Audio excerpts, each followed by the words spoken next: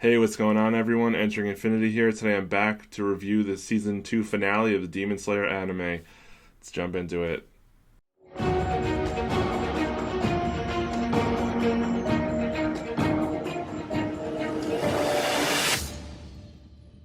Alright, so the first thing I want to point out is just a correction from my last video because for some reason I had seen sources that were saying that the finale was going to be a 45-minute episode. It turns out that it wasn't. It was like 32 minutes, so I just want to apologize for that issue, and I'll make a correction in my last video to correct that because I don't know why I had read in multiple places that this episode was going to be 45 minutes, so apologize for that, but the episode was an additional 10 minutes longer than it usually was, so that was at least good. So then jumping into the episode, I think that the one word that I could say to kind of summarize this episode, if I'm going to be completely honest, is underwhelmed. And I say that in the same way I felt about watching, for anyone that watches the Book of Boba Fett, that's how I also felt about that finale. For the same reasons, it's just because that we had such amazing episodes like leading up to this point, and then we finally get here and, you know, we have such high expectations, and then I felt like what we got didn't match the expectations of kind of all the craziness and excitement and build-up we've had over the last few episodes. So I just kind of felt a little underwhelming. I did go back and watch this a second time because I do try to watch each episode twice before reviewing it so I can kind of, you know, make sure I didn't miss anything and kind of gather my thoughts and opinions on what I saw. And by no means was the stuff that we got in this episode like bad. It's just that it just felt for me like very out of place, but we'll get into that in a little bit. So first we start off with right where we left off, where Gyotaro exploded, and then we find out immediately that Nezuko kind of jumps out of her little box and uses her blood demon art to pretty much neutralize the explosion, which for me just felt like a little bit at this point. Like Nezuko just feels so broken, and we've gotten like zero explanation at this point like how she's doing like literally anything that she's doing, so it's just kind of feeling a little weird for me, and this episode just kind of didn't really give us any answers on that. It kind of just left us, you know, with more questions than answers, and that's kind of part of my gripes with this finale, because typically in the finale you want to kind of wrap up and kind of get all the answers to your questions and kind of get things set up going forward, but I felt like this kind of like didn't really give us a whole lot of answers and just kind of left me with more questions than I had kind of to begin with. So that was like immediately neutralized, and like I was saying, it was kind of anticlimactic for me how it just ended like that after setting up to be like so epic at the end of the last episode, to just get like extinguished in like 2 seconds just kind of felt a little underwhelming. So then she's, you know, waking up Tanjiro, and, you know, he's badly injured and he's too weak to even like get up. I did like how she was carrying him on her back to kind of do the inverse of how he's always carrying her on his back, and now she's returning the favor when he needs it, and I did really like that. Another thing I did not like is how they like put a new like rope around her mouth, almost like muzzling her again. Like I mentioned previously in the season, I really liked how she finally like broke out of that muzzle and like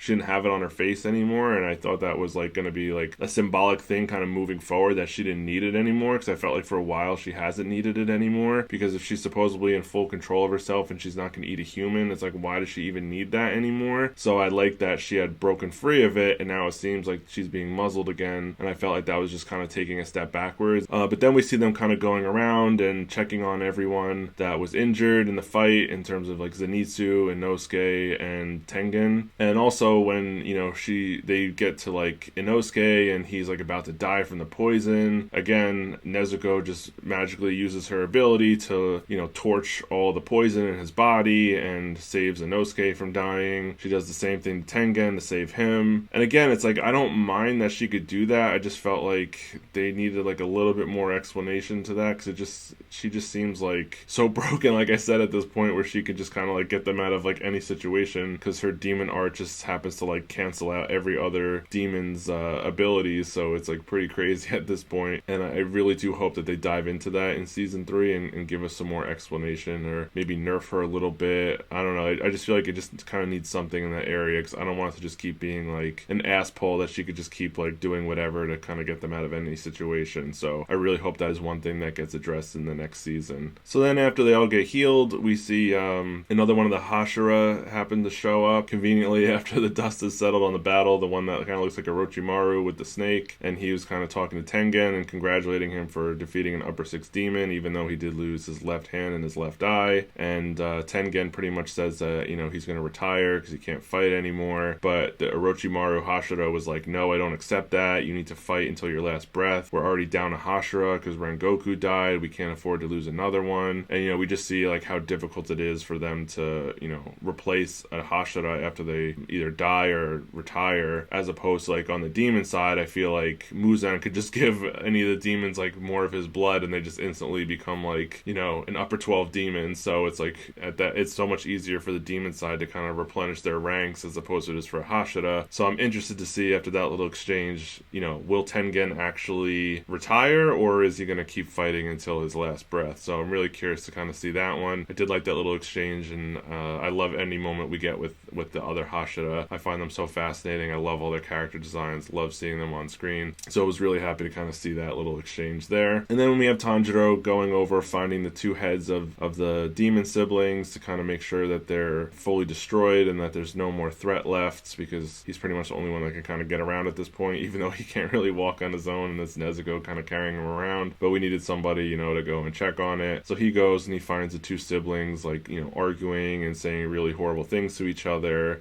As they're kind of disintegrating and fading away, we see them kind of like slowly like deteriorating and kind of flying off into the wind. So he goes over and, he kind of interjects, even though these demons were trying to kill them and had done such horrible things. Like, he was still nice enough to like interject and be like, no, you guys are siblings. You guys only had each other. Like, you don't mean these things. Like, don't say these things to each other before you die. And it was a really touching thing to see him kind of have that compassion for his enemy and like these demons and stuff. So I think that was a really nice moment for Tanjiro. Maybe a little bit naive, but a nice moment nonetheless. And then from there, we kind of go into this backstory of the two sibling demons, and that for me is what I felt like was just really out of place for this episode, because it's like, why are you giving us this huge backstory that took like 20 minutes for these demons that are literally dying as soon as the little flashback is over? I just felt like at this point it's like, why do we care about them? Was the content bad? No, I absolutely loved it. I thought it was fantastic backstory. It really gave you a look into like what they were like as humans, the horrible atrocities that they had to go through, and kind of how they got to this point. It just, for me, it just felt like it was out of place for this point in the story, because it's like, at this point they're dead and I don't care about them anymore, so why are you giving them character development as they're dying when we should be wrapping the show up in the finale? So for me, that's just what I didn't like. I would have preferred that they would have taken that content, like I said, which was fantastic, and put it, I think, in the episode after they first introduced Gyotaro coming out of her back, and we see that there's two of them and they're siblings. I think after that exchange, going to the next episode,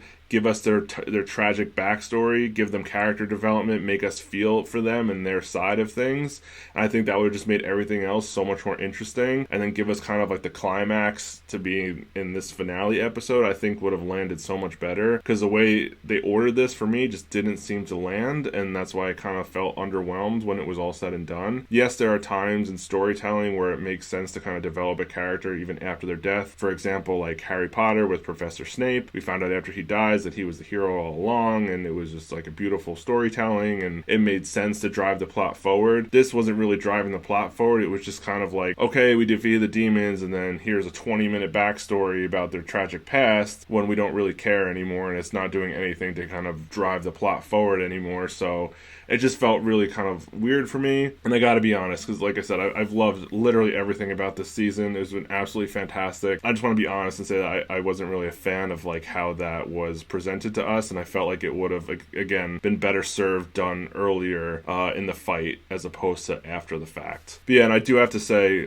shout out to the voice actor of Gyotaro. He was absolutely unbelievable in this episode. Standout performance. Just the voice acting was just absolutely on a whole nother level. Props to him. Absolutely fantastic job. Absolutely loved it. Yeah, and then the episode pretty much wraps up where it cuts back to the guy who's kind of the head of the Hashira. I always forget what his name is. He's like blind and he's like dying, and he was like puking up blood, and he kind of seems like he's about to die, but at least we see that he got the crow that told him the news, how they defeated an upper ranked demon, and he was like so happy, and how he said things hadn't changed in 100 years. So it makes me wonder, like, was this the first time they defeated an upper ranked demon? Like, I didn't think that was the case, but the way he said that made it sound like that, so maybe it was. And again, I'm anime only, so I'm not sure about that, but I did find that interesting. And also, it was a little bit concerning how sick he was, and how, I guess, his disease is spreading. I'm not sure what it actually is, but it was like this purple color that's like spreading all over his body and his hands, and it was very similar to the poison that